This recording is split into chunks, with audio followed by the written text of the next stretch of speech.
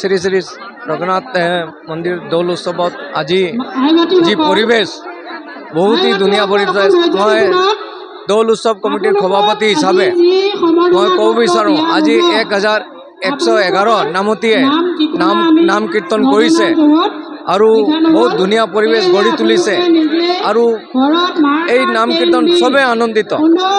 আৰু এনেকুৱা নাম এইবাৰ 1111 নামতীয়ে নাম কীৰ্তন কৰিছে। অহা বছৰ আৰু ধুনীয়াকৈ আমি পাতিম বুলি ভাবি আছোঁ। আৰু চিৰাজুলি সত্ৰবাসী আৰু যিমান আমাৰ ইয়াত আই মাতৃসকল আহিছে চবক মই ধন্যবাদ জনাইছোঁ যে সিহঁতে আহি পেলাই নিজে ইমান কষ্ট কৰি আমাৰ এই প্ৰগ্ৰামটো ছাকচেছ কৰিছে, তাৰ কাৰণে মই তেওঁলোকক ধন্যবাদ জনাইছোঁ। আৰু মই চিৰাজুলি সত্ৰবাসীক এইটোও ক'ব বিচাৰিছোঁ যে আমাৰ নিচিনা চাণ্ডক পৰিয়ালক ইয়াত এই সত্ৰত এটুকুৰা মাটি দি আমাক যে দৌল মন্দিৰ নিৰ্মাণ কৰিবলৈ ঠাই দিছে, তাৰ কাৰণে মই অশেষ ধন্যবাদ জনাই আছোঁ চিৰাজুলি সত্ৰবাসীক। কৃষ্ণ।